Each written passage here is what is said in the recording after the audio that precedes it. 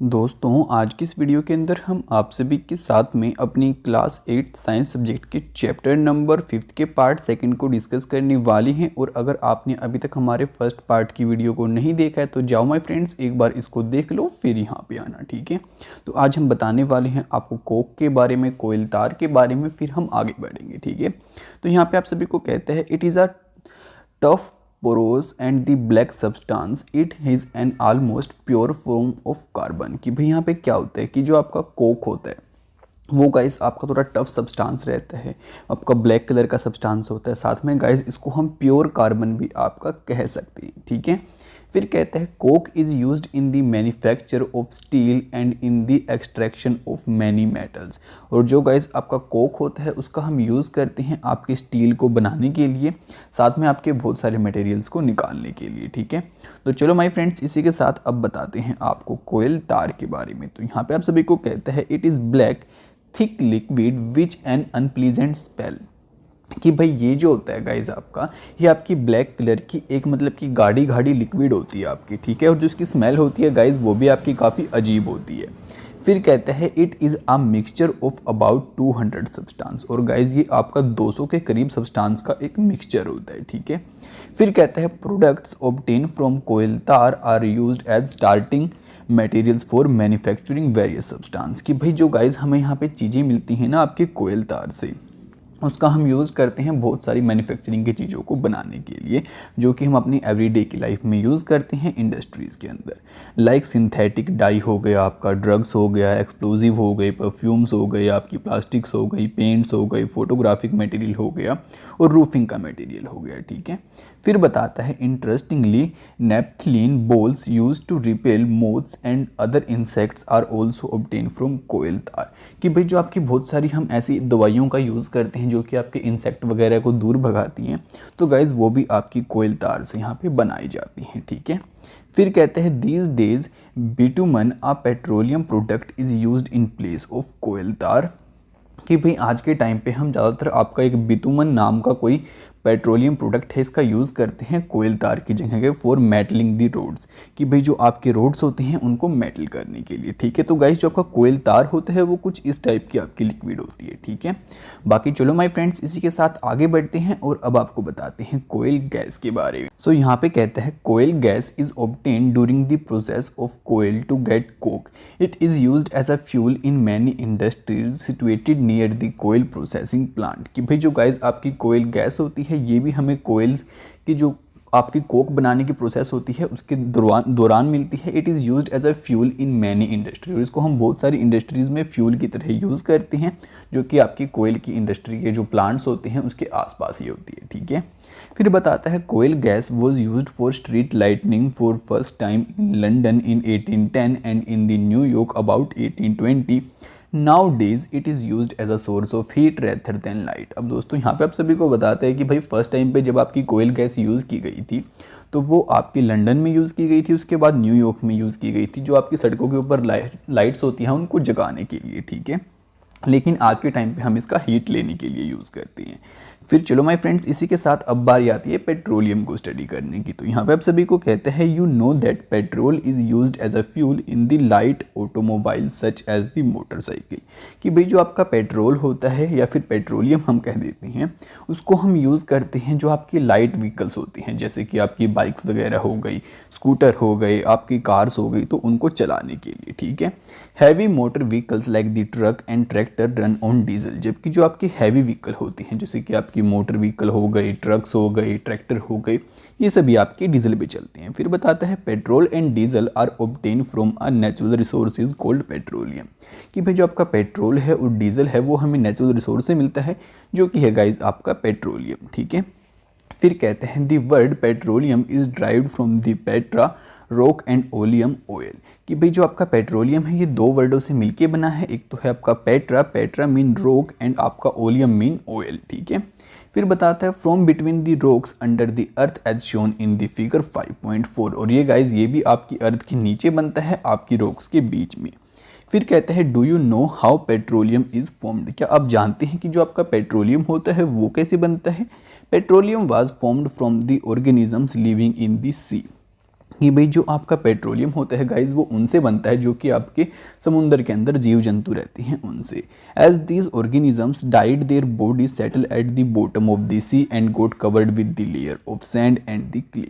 कि भाई जब ये जानवर आपके मर जाते हैं तो क्या होता है, जो उनकी बॉडी होती है समुंदर के नीचे ही वो उसको मिट्टी ढक लेती है, फिर बाद में आके जाके इनसे वो चीज़ बन जाती है। ठीक है, फिर कहता है over million of years absence of air, high temperature and high pressure transform the dead organisms into the petroleum and natural gas। तो यहाँ पे आप सभी को यही बात कहना चाहते हैं कि भाई जब आपकी अर्थ के नीचे ये चीज़ें चली जाती हैं तो वहाँ पे हाई प्रेशर की वजह से और टेम्परेचर की वजह से गाइज ये बाद में आपका पेट्रोलियम यहाँ पे बन जाता है। ठीक है, फिर बताता है it shows the deposit of petroleum and natural gas. You see that the layer contain petroleum oil and the gas is above that of water. कि गाइज आपने देखा होगा कि भाई आपकी जब भी कोई पेट्रोल निकालने के लिए, पेट्रोलियम निकालने के लिए हम मशीन लगाते हैं तो वो आपकी पानी के ऊपर दिखाई देती है। ठीक है, तो कहते हैं वाई इज इट सो, तो ऐसा क्यों है। Recall that oil and gas are lighter than water and do not mix with it. कि गाइज आप इस बात को यहाँ पे याद करो कि जो आपका ऑयल है और आपकी गैस है ये दोनों आपके बहुत हल्के होते हैं पानी के कंपैरेटिव में, और उसके साथ में यहाँ पे मिक्स नहीं हो सकते। फिर बताते हैं the world's first oil well was drilled in the Pennsylvania USA in 1859। की भी जो सबसे पहला आपका पेट्रोलियम निकालने के लिए खोदा गया था वो आपका 1859 के अंदर यूएसए के अंदर यहाँ पे खोदा गया था। ठीक है, फिर बताता है 8 years later in 1867 oil was struck at the Mukum in the Assam in India, oil is found in Assam। तो ऐसे ही हमारे इंडिया में असम पे भी हमने खोद रखा है। फिर बताता है गुजरात में भी हमें मिला, मुंबई में high and the river basins of the Godavari and Krishna. और जो आपकी रिवर बेसिन है जैसे कि आपकी गोदावरी हो गई, कृष्णा हो गई, तो वहाँ पे भी गाइज हमारे पास है। तो गाइज कुछ इस टाइप का आपका ये होता है। ठीक है, यहाँ पे आपकी ये गैस होती है, फिर नीचे ऑयल भी है आपका, और यहाँ पे वाटर भी होता है गाइज। फिर ये आपकी रिजर्वर रॉक्स होती हैं, यहाँ पे गाइज आपकी इंटर प्रीवियस रॉक होती हैं, और ऊपर से गाइज ये देखो आपका कुछ ऐसे खोदा जाता है मतलब कि। ठीक है, और ये पानी से आपका बाहर रहता है। फिर आपको चलो माय फ्रेंड्स अब आगे बताते हैं रिफाइनिंग पेट्रोलियम के बारे में, कि हम जो आपका पेट्रोलियम होता है उसको रिफाइन बाद में कैसे करते हैं। तो यहाँ पे कहते हैं petroleum is a dark oily liquid. कि भी जो आपका पेट्रोलियम होता है बहुत डार्क होता है आपके कलर में और एक ऑयली लिक्विड होता है। It has an unpleasant odour, और उसकी जो स्मेल होती है गाइज वो भी आपकी अनप्लीजेंट होती है। It is a mixture of various constituents such as petroleum gas, petrol, diesel, lubricating oil, perfumes, wax etcetera. अब दोस्तों यहाँ पे आप सभी को बताते हैं कि आपका जो पेट्रोलियम होता है उसमें बहुत अलग अलग चीज़ें मिलती हैं, जैसे कि आपका पेट्रोल हो गया, डीजल हो गया, फिर आपका लुब्रिकेटिंग ऑयल यानी कि जो आपकी मशीन वगैरह होती हैं उसके अंदर हम जो ऑयल डालते हैं ना वो वाला ऑयल, आपकी पैराफिन, वैक्स हो गई गाइस, और भी बहुत सारी चीज़ें हमें यहाँ पे मिलती हैं। ठीक है, फिर बताता है the process of separating the various constituent fractions of petroleum is known as refining. तो इन सभी को आपके मानो ये आपका पेट्रोलियम है तो इससे नहीं, हमने इन सभी चीज़ों को यहाँ पे बाहर निकाल लिया। तो जो ये बाहर निकालने की आपकी प्रोसेस होती है ना गाइज, इसको हम यहाँ पे क्या कहते हैं, रिफाइनिंग बोलते हैं। ठीक है, फिर कहता है it is carried out in a petroleum refinery, और ये आपकी कहाँ पे की जाती है, पेट्रोलियम रिफाइनरी के अंदर। ठीक है, जो कि गाइज कुछ इस टाइप की यहाँ पे आपकी दिखाई देती है। फिर चलो आगे आपको बताते हैं various constituents of petroleum and their use are given in table 5.1। कि भाई जो जो हमें पेट्रोलियम से मिलता है उनका हम कहाँ कहाँ यूज़ करते हैं, ये सारी चीज़ें आपको इस टेबल के अंदर गिवन है, जो कि गाइज यहाँ पे आपकी 5.1 टेबल रहने वाली है। ठीक है, आप इस टेबल को यहाँ पे स्टडी कर सकते हो, बाकी मैं भी एक बार इसको स्टडी कराऊंगा। एक बार पहले हम इसको पढ़ लेते हैं। तो यहाँ पे कहता है many useful substance are obtain from petroleum and natural gas. कि भाई हमें बहुत काम की चीज़ें मिलती हैं आपके पेट्रोलियम से और आपकी नेचुरल गैस से। फिर कहते हैं these are terms at the petrochemicals, और उन सभी चीज़ों को हम क्या कहते हैं गाइज, पेट्रोकेमिकल्स बोलते हैं। फिर कहते हैं these are used in the manufacture of detergent, fibres, polyester, nylon, acrylic etcetera. कि इनसे हम अलग अलग चीज़ें बनाते हैं, जैसे कि आपके डिटर्जेंट्स हो गए, आपके फाइबर हो गए, पॉलिस्टर, नाइलॉन, आर्किलिक एटसेट्रा। ठीक है, फिर कहते हैं polythene and the other man made plastic, उससे हम पॉलीथीन भी बनाते हैं और भी बहुत सारी प्लास्टिक की चीज़ें बनाते हैं। Hydrogen gas obtain from the natural gas is used in the production of fertilizers, और जो हाइड्रोजन गैस मिलती है हमें नेचुरल गैस से गाइस, उसका हम यूज़ करते हैं फर्टिलाइजर बनाने के लिए। फिर आपको पता है उसका यूज़ हम करते हैं अपने खेतों की पैदावार बढ़ाने के लिए। Due to its great commercial importance petroleum is also called a black gold, और गाइज इसकी इतनी अच्छी इंपॉर्टेंस की वजह से हम इसको ब्लैक गोल्ड भी कहते हैं, यानी कि गाइज काला सोना। ठीक है, तो चलो यार अब बात करते हैं हम अपनी नेचुरल गैस के बारे में। तो यहाँ पे कहते हैं natural gas is a very important fossil fuel because it is very easy to transport through the pipes. आपका सबसे इंपॉर्टेंट फॉसिल फ्यूल गाइस ये रहता है और उसको हम बहुत ईजिली तरीके से यहाँ पे ट्रांसपोर्ट कर सकते हैं पाइप्स की हेल्प से। फिर कहते हैं natural gas is stored under the high pressure as compare to the natural gas. CNG is used for the power generation. अब यहाँ पे कहते हैं कि भाई जो इसको हम स्टोर करते हैं गाइज, इसको हाई प्रेशर के अंदर स्टोर करते हैं और गाइज यहाँ पे आपकी जो CNG गैस होती है इसका हम यूज़ करते हैं पावर बनाने के लिए, यानी कि जो आपकी बिजली होती है वो बनाने के लिए। फिर कहता है it is now being used as a fuel for transport vehicles because it is less polluting. और यहाँ पे कहते हैं कि आपका पोल्यूशन कम फैलाता है, इसलिए हम आपके व्हीकल्स में इसको यूज़ करते हैं, जिससे कि आपके व्हीकल्स में ट्रांसपोर्ट ईजी हो पाता है और पोल्यूशन कम होता है। फिर कहता है it is a cleaner fuel. और गाइज ये जो है आपका एक क्लीनर फ्यूल होता है। फिर कहते हैं the great advantage of CNG is that it can B use directly for burning in Holmes. और यहाँ पे कहते हैं कि भाई सबसे अच्छा आपका CNG का यूज़ यही रहता है कि हम इसको घर पे यूज़ कर सकते हैं अपने मतलब कि कुकिंग वगैरह के लिए और चीज़ों के लिए। फिर कहते हैं in factory where it can be supplied through the pipes such a network of pipelines exist in the Vadodara Gujarat. यहाँ पे कहते हैं कि भाई ऐसा ही कुछ नेटवर्क हमें वडोदरा गुजरात के अंदर भी देखने को मिलता है। ठीक है, बाकी माय फ्रेंड्स एक काम करते हैं, अब आपको ये सारी चीज़ें समझाते हैं फिर हम आगे बढ़ेंगे। ठीक है, तो ये देखो माय फ्रेंड्स, यहाँ पे आप सभी को ऊपर की साइड में शो करेगा कॉन्स्टिट्यूएंट्स ऑफ पेट्रोलियम और नीचे शो करेगा आपको मतलब कि साइड में उनके भाई यूज़ कहाँ पे होते हैं। जैसे कि आपकी पेट्रोलियम गैस हो गई लिक्विड के अंदर, जिसको हम LPG भी बोलते हैं, तो उसका हम यूज़ करते हैं अपने घर पे या फिर इंडस्ट्रीज़ वगैरह के अंदर। उसके बाद गाइस जो आपका पेट्रोल होता है इसका हम फ्यूल की तरह यूज़ करते हैं, आपके एविएशन फ्यूल में यूज़ करते हैं, सोलवेंट्स की तरह यूज़ करते हैं ड्राई क्लीनिंग के लिए और भी बहुत सारे कामों में यूज़ करते हैं। उसके बाद गाइस बारी आती है आपके केरोसिन की। तो गाइस ये भी हमें पेट्रोलियम से मिलता है और उसका हम यूज़ करते हैं कहाँ पे, आपकी जो स्टोव होती है, यानी कि हम जब कुकिंग के लिए अपनी आग वगैरह जलाते हैं तो वहाँ पे यूज़ करते हैं, लैंप्स में यूज़ करते हैं और जेट एयरक्राफ्ट में यूज़ करते हैं। फिर बारी आती है आपके डीजल की। तो गाइस इसको हम यूज़ करते हैं फ्यूल की तरह आपकी हैवी मोटर व्हीकल्स में, जैसे कि आपकी इलेक्ट्रिक जनरेटर हो गई उनमें भी। ठीक है, फिर आता है आपका लुब्रिकेटिंग ऑयल, इसका हम लुब्रिकेशन के अंदर ही यूज़ करते हैं। फिर गाइस हो गई आपकी पैराफिन वैक्स, इसका हम यूज़ करते हैं मोमबत्ती हो गई, आपकी वैसलीन हो गई और मतलब कि ऐसी चीज़ें बनाने में। ठीक है, उसके बाद गाइस आता है आपका बिटमन, इसका हम यूज़ करते हैं पेंट्स के अंदर और आपके रोड्स की जो सरफेस होती है वो बनाने के लिए। पहले हम यूज़ करते थे कोयल तार का, लेकिन अब हमने यूज़ करना स्टार्ट कर दिया है बिटुमन का। ठीक है, तो चलो माय फ्रेंड्स अब आगे कंटिन्यू। तो अब यहाँ पे कहता है can coal petroleum and natural gas be prepared in laboratory from dead organisms. कि भाई जो यहाँ पे गाइस आपकी नेचुरल गैस होती है, कोयल हो गया, पेट्रोलियम हो गया, क्या हम इसको आपकी लेबोरेटरीज के अंदर बना सकते हैं किसी डेड ऑर्गेनिज्म से? No, their formation is a very slow process and conditions for their formation can not be created in the laboratory. और गाइस जो इनको बनाने के लिए कंडीशन चाहिए होती हैं वो हम लेबोरेटरी के अंदर कभी भी नहीं बना सकते। आगे चल के फ्यूचर में क्या पता बना भी ले, लेकिन आज के टाइम पे हम नहीं बना सकते हैं। उसके बाद चलो माय फ्रेंड्स अब आपको बताते हैं नेक्स्ट टॉपिक जो कि आपका निकल के आता है some natural resources are limited. कि भाई कुछ आपकी ऐसी नेचुरल रिसोर्सेज होती हैं जो कि आपकी लिमिटेड है। ठीक है, तो चलो यार इसको स्टडी करते हैं। तो यहाँ पे कहते हैं you have studied in the beginning of the chapter that some natural resources are exhaustible like the fossil fuels, forest, minerals etcetera. कि आपकी बहुत सारी ऐसी नेचुरल रिसोर्सेज होती हैं जो कि आपकी एग्जॉस्टिबल हैं, यानी कि वो ख़त्म हो सकती हैं, जैसे कि आपके फॉसिल फ्यूल हो गई, फॉरेस्ट हो गई, मिनरल्स हो गए एटसेट्रा। ठीक है, फिर कहते हैं you know that coal and petroleum are fossil fuel. कि आपको इस बात का भी पता है कि जो आपके कोयल हैं और पेट्रोलियम हैं वो आपके फॉसिल फ्यूल हैं। It required the dead organisms millions of year to get converted into the fuels.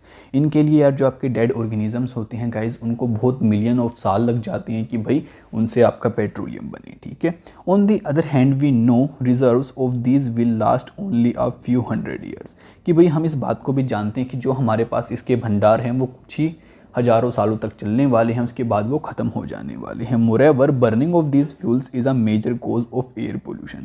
और एक बात और होती है कि जब हम इनका ज़्यादा मतलब कि जलाते हैं या फिर ज़्यादा यूज़ करते हैं तो उससे हमारा जो वातावरण है गाइज वो भी ख़राब होता है और गंदा होता है। फिर कहते हैं their use is also link to global warming. और जो गाइज इनका यूज़ होता है वो आपका ग्लोबल वार्मिंग से भी यहाँ पे जुड़ा हुआ है। फिर कहता है it is therefore necessary that we use fuels only. इसलिए गाइज यहाँ पे बहुत ज़रूरी होते हैं कि हम सिर्फ फ्यूल्स का यूज़ तभी करें जब हमें बहुत ज़रूरी है, यानी कि अब्सोल्यूट नेसेसरी है। ठीक है, फिर बताते हैं this will result in better environment. इसका मतलब क्या होगा कि जो हमारा वातावरण होगा गाइज वो शुद्ध होगा, वो थोड़ा साफ हो पाएगा, मतलब पूरा कंप्लीटली तो नहीं हो पाएगा लेकिन कुछ हद तक वो ठीक हो पाएगा। फिर बताता है smaller risk of global warming and the their availability for longer period of time, कि भाई यहाँ पे क्या होगा कि आपकी जो ग्लोबल वार्मिंग है गाइज वो कम होगी और हमारे पास जो फॉसिल फ्यूल्स हैं वो बहुत थोड़े लंबे टाइम तक रह पाएंगे, ठीक है। फिर कहते हैं in India the petroleum conservation research association advice people how to save petrol diesel while driving their trips are. अब दोस्तों यहाँ पे आप सभी को कहते हैं कि भाई यहाँ पे जो हमारे इंडिया की पेट्रोलियम कंजर्वेशन रिसर्च एसोसिएशन है वो एडवाइस करती है लोगों की हम कैसे यहाँ पे बचा सकते हैं। तो ये कुछ टिप्स है गाइस जो उन लोगों ने दे रखी हैं, आप इनको अगर आपके फ्रेंड्स को नहीं पता है तो उनको बता देना, बाकी अपने पेरेंट्स को भी अवेयर कर देना अगर उन्हें नहीं पता है तो, बाकी जहाँ तक मुझे लगता है उन्हें पता ही होगा, ठीक है। तो सबसे पहली टिप आपको कहती है drive at a constant and moderate speed as far as possible, कि भाई आप कोशिश करो कि आप जो कोई भी कार अगर चला रहे तो आप उसको एक ही स्पीड पे चलाओ, यानी कि आप मानो उसको 40 पे चला रहे हो तो 40 पे ही चलाओ, ज़्यादा इससे स्पीड को ऊपर मत लेके जाओ, नीचे मत लेके आओ, कोशिश करो कि वो कांस्टेंट पे आपके चल पाए, ठीक है। और गाइज आपकी मॉडरेट स्पीड रखो, मतलब कि ना तो ज़्यादा तेज भगाओ अपने व्हीकल को, ना ही ज़्यादा स्लो चलाओ, मतलब कि थोड़ी ठीक स्पीड रखो। और गाइज 40 स्पीड थोड़ी सही रहती है तो आप थोड़ा पहले निकल लो, टाइम पे पहुंच जाओगे, कोई दिक्कत वाली बात नहीं है। अब आगे कहते हैं switch off the engine at traffic lights or at a place where you have to wait, कि भाई अब मानो कोई ऐसी जगह है आपको कार मतलब कि 5 मिनट के लिए 10 मिनट के लिए खड़ी करनी पड़ेगी या कोई व्हीकल खड़ा करना पड़ेगा, ठीक है। या फिर मानो कि आपकी जो ट्रैफिक लाइट है वो लाल हो चुकी है, आपको वहाँ पे खड़ा रहना पड़ेगा, मानो 30 मतलब कि 1-2 मिनट के लिए तो खड़ा रहना पड़ेगा। तो आप एक काम करो गाइज, वहाँ पे अपने जो व्हीकल का इंजन है उसको बंद कर दो। उससे क्या होगा यार, 1-2 मिनट के लिए पोल्यूशन नहीं होगा, और मतलब कि ऐसी छोटी छोटी चीज़ें यार हेल्प करती हैं हमारे इन्वायरमेंट को साफ़ सुथरा रहने में, ठीक है। उसके बाद बताता है इंश्योर करेक्ट टायर प्रेशर, कि गाइज जो आपके टायर्स हैं उनके अंदर जो प्रेशर है वो मतलब कि ठीक होना चाहिए, ये नहीं कि कभी ज़्यादा प्रेशर पड़ रहा है कभी कम प्रेशर पड़ रहा है, तो यार वो भी अफेक्ट करता है। उसके बाद कहता है ensure regular maintenance of the vehicle, कि आपको इस बात का भी ध्यान रखना है कि आपके पास कोई भी व्हीकल है, कार बाइक कुछ भी है, तो आप कोशिश करो कि भाई जो उसकी मेंटेनेंस है वो आप सही तरीके से करवाओ, जिससे कि जो आपका इंजन है ज़्यादा पोल्यूशन वहाँ पर रिलीज़ ना करे, ठीक है। तो माय फ्रेंड्स यही कुछ हमारा चैप्टर था कोयल एंड पेट्रोलियम। आई थिंक आपको इससे कुछ ज़्यादा सीखने को मिला होगा और ये हमारी डेली लाइफ से भी यहाँ पे रिलेट करते हैं, ठीक है। बाकी यार गाइज हमारा चैप्टर तो यहाँ पे एंड हो जाता है, लेकिन हमारा जो सीखना है वो कंटिन्यू चलता रहेगा। अब हम कंटिन्यू करेंगे हमारे नेक्स्ट चैप्टर को, तो उसकी वीडियो को सबसे पहले देखने के लिए हमारे चैनल को सब्सक्राइब करना बिल्कुल भी मत भूलना, और याद से इस वीडियो को अपने सभी दोस्तों के साथ में फैला देना, जिससे कि यार वो भी घर बैठे बैठे इन चीज़ों को समझ पाएँ, इनके बारे में जान पाए। तो आपसे मिलते हैं अगली वीडियो में बहुत जल्दी, तब तक के लिए दोस्तों बाय बाय।